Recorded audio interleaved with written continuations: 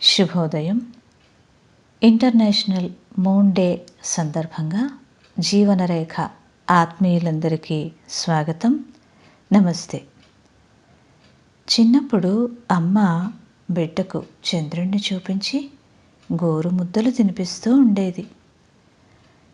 చందమామ రావే జాబిల్లి రావే.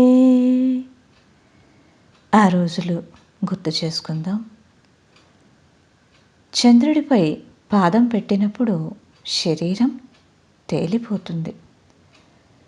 శ్రేష్ఠ సంకల్పం అనే పాదం పరమాత్మ స్మృతిలో పెట్టినప్పుడు మనస్సు తేలిపోతుంది.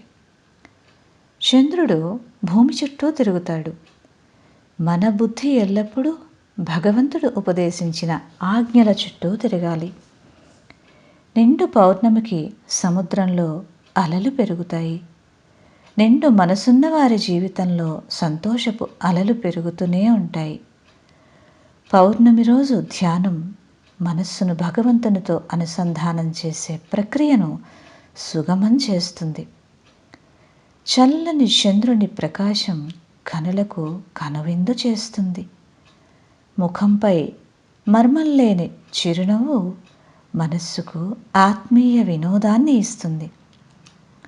చందమామ కథలు నీతిని బోధిస్తే, జ్ఞాన సూర్యుడైన పరమాత్మని ఉపదేశాలు నీతిని నిజ జీవితంలో ఆచరించేందుకు కావలసిన శక్తి సామర్థ్యాలను ఇస్తాయి.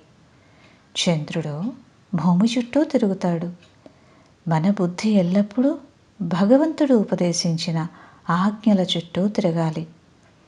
చంద్రుడు అస్తమించి సూర్యుడు ఉదయించే సమయం బ్రహ్మ ముహూర్తంలో మేల్కొని మనస్సనే చంద్రుడిని జ్ఞాన సూర్యుడైన పరమాత్మని ముందు ఉంచితే ఆ మనస్సు ఎల్లప్పుడూ సుఖ శాంతి సంతోషాల వెలుగును ఇచ్చే పౌర్ణమి చంద్రుడే అవుతుంది.